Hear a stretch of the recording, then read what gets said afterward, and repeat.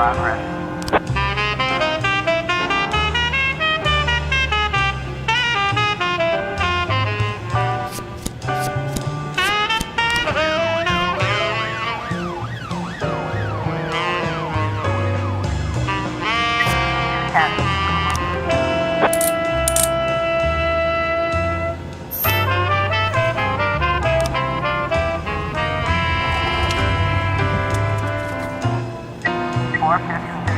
Progress.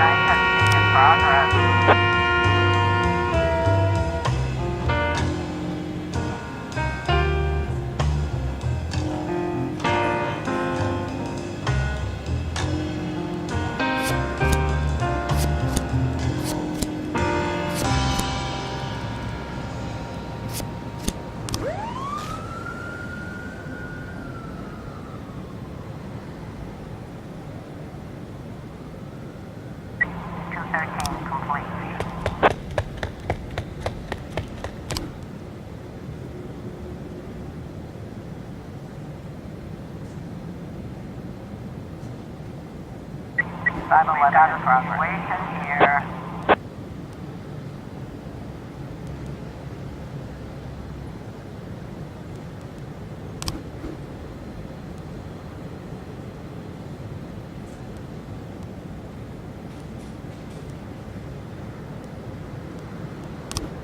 Nine custody complete.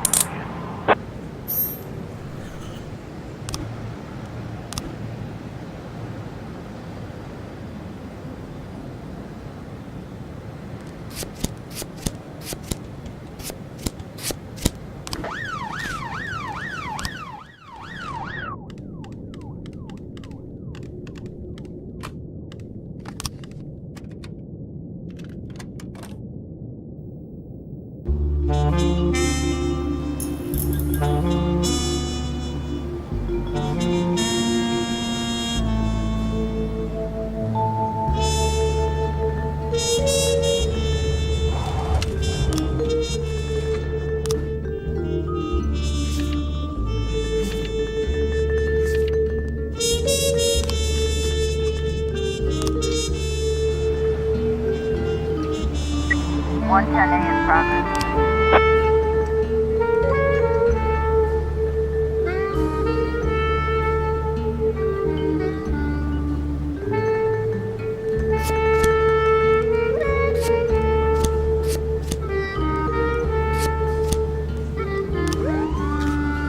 Battle 11.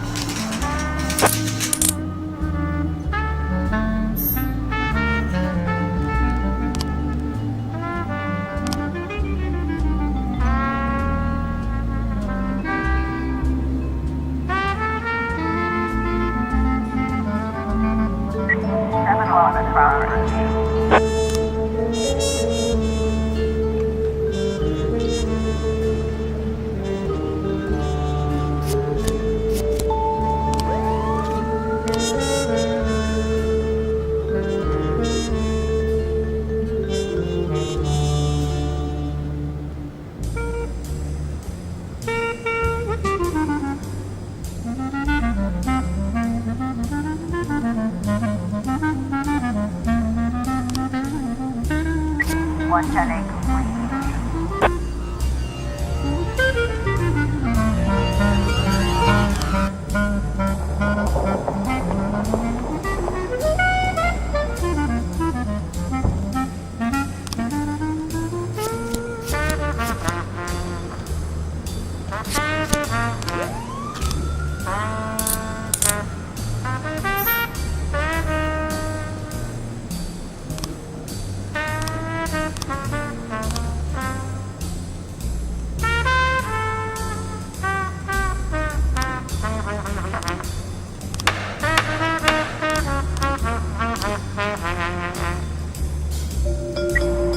1312 complete.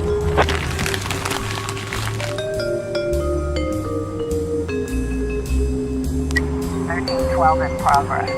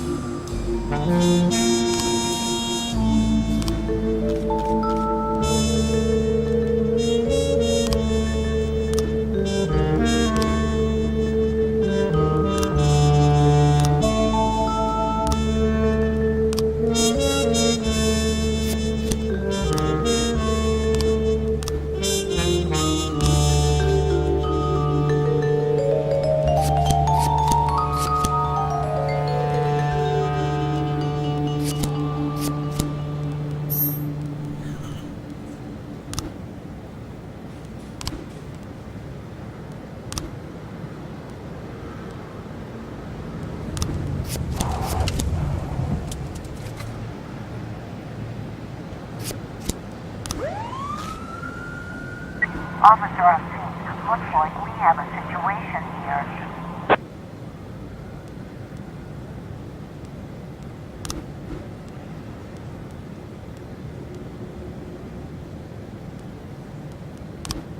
Seven 11 complete.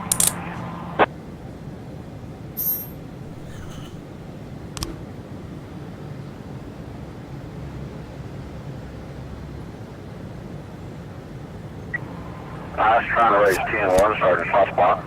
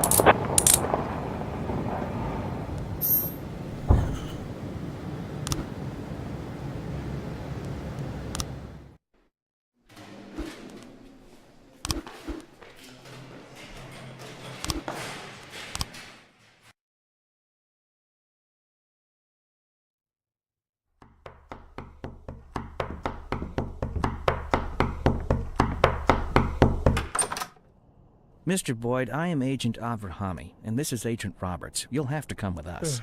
What now? Oh. Please get dressed, Mr. Boyd. We'll wait for you in the car. Mr. Boyd, did you hear what I said? You know what? You boys can go to hell. I'm not going anywhere. Not right now, at least. You can come down to the police station during regular hours. You can't just come to my house while I'm sleeping, pull me out of bed without any breakfast. Right now, the only place I'm going is back to bed. I'm closing the door now, and if you... Jack, what's all this? I told everyone what a great sport you are and how fun it would be to play a little joke on you. Where's your sense of humor gone? Ethan, it's 5 in the morning. At this hour, the only thing that'll get me laughing is one of you feds slipping on a banana peel. Well, what'd I tell you? He's such a joker. You're getting old, Ethan. You're getting fatter, Jack. And you're getting boring. And you're getting fired. Fine. You win. But you're still a snappy dresser, Jack. As I'm sure you can guess, we've got an assignment here in Freeburg. Come on, let's go. We'll fill you in at the scene. Oh, and I really am glad to see you, Jack. You have no idea.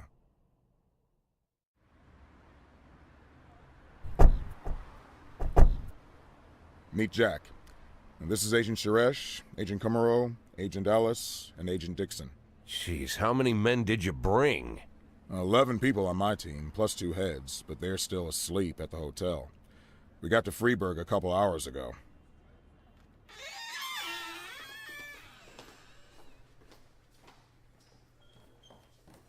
Actually, I was asked not to communicate with the local police, at least until the press conference, but, well, you're a friend. And by the way, You're lucky you didn't have time for breakfast.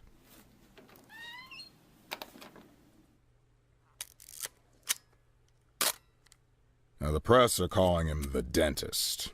Just like every other fucking maniac, he's got his own stupid nickname. We spent 19 years chasing this guy. The M.O. is always the same. He kills young women in a small town, drops out of sight, and then reappears on the other end of the country with a fresh set of victims. He kills without hesitation, stuns the victim, then strangles her while she's unconscious. And that's when things get fun. He uses a power tool to ream out the dead girl's mouth. For 5 years, we've heard nothing. That's the longest break he's ever taken. Then 6 hours ago, we got a crazy anonymous tip that the dentist was in Friedberg, and he'd already committed his first murder. They even told us the address of the house. Looks like our anonymous tip came from the dentist himself, but that hasn't been verified yet. Oh, Dixon, don't go anywhere. So, Jack, listen.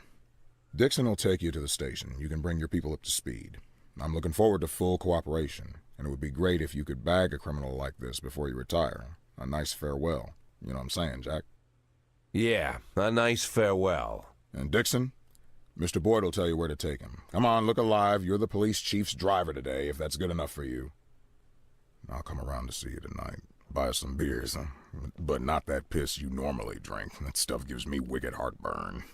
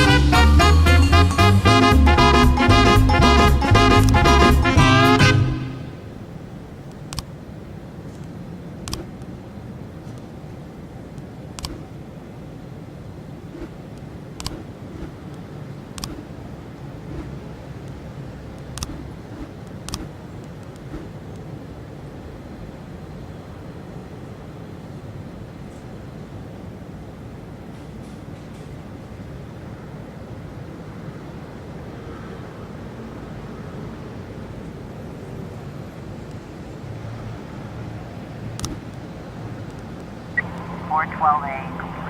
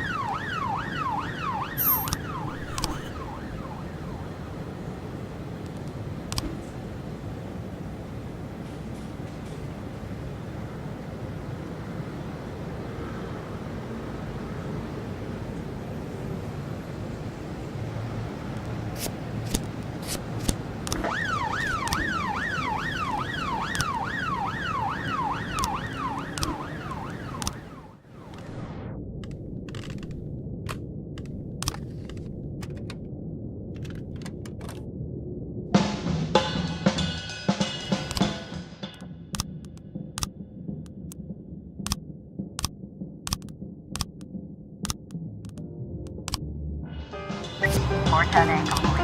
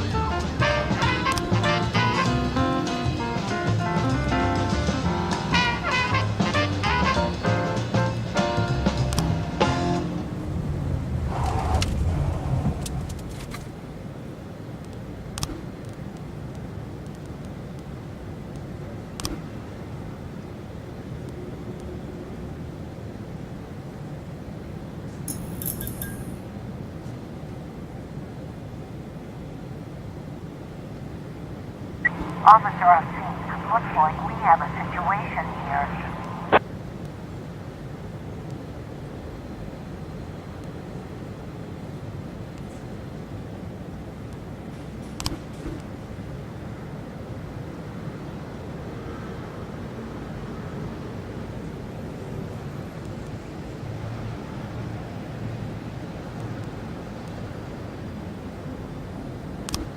911 complete. Officer on scene. Looks like we have a situation here.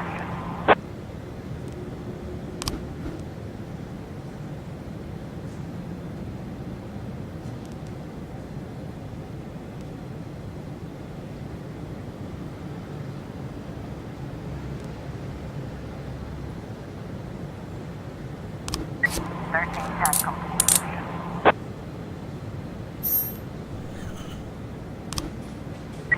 811 in progress.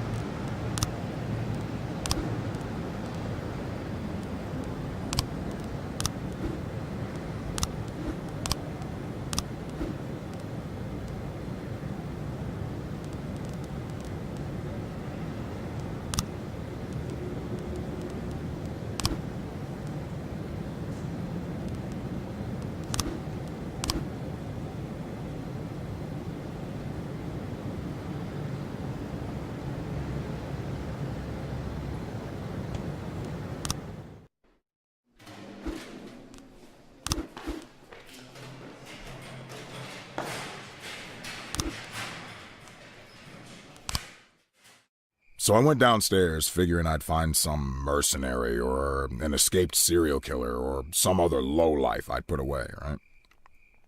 But when I hit the lights, I saw a young kid. Couldn't have been 20. Skinny, dirty. Didn't even have a real weapon, just a rusty shiv. He just stood there, didn't say anything. My whole career, I've been staring down the most dangerous people in the country, and the only one to get into my house and scare my family to death was just some kid about to crap his pants. And I pointed my gun at him, and he just stood there with his mouth open. Bad luck for him. He was pretty lucky to still be alive. And you know what? It was you that saved him. I think you have me confused with somebody else, Ethan. No. Listen. All these years, me and Marla joked about how dangerous my job is. We figured that sooner or later someone would sneak into our house and cut us to pieces, yeah? Pretty dark jokes, but innocent enough. And Marla asks me not to jump into gunfights when she kisses me on the cheek before I leave for work. It's like we figured that if we joke about stuff like that, then it'll never actually happen. But, while I trained my gun at the kid's nose, I finally realized someone really can get into our house. Someone really can cut us to pieces. Now that it finally happened, I can't make any more jokes like that.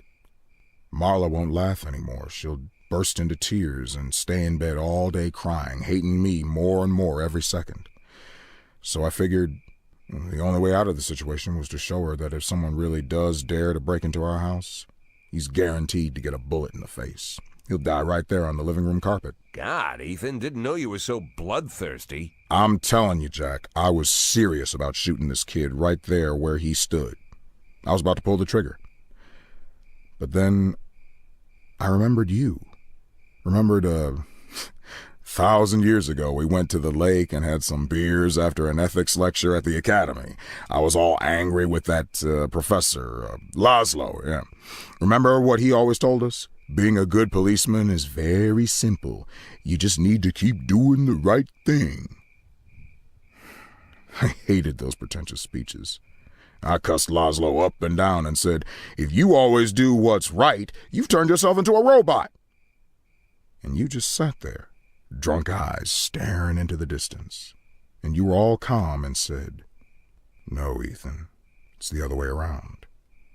To do the right thing takes everything you got as a human. I said that. Oh, what an idiot I was. Come on, Jack, it's not funny. When things get bad, it's those moments you gotta be hopeful and stay human. And I did just like you said. I stayed human. And then I slapped the cuffs on the kid in one quick move, just like Bobby Flash. Bobby Flash? What? You don't remember Evening Freeburg, the old news column? Stories about the cop hero Bobby Flash? Yeah, I heard they even published a book a few years ago. Oh, that Bobby Flash. Yeah, that Bobby Flash. How can you not remember Bobby Flash? We all argued at junior high about which one of us would be Bobby Flash when he grows up. Oh, I'm no Bobby Flash. A hero cop would never think about shooting a terrified teenager.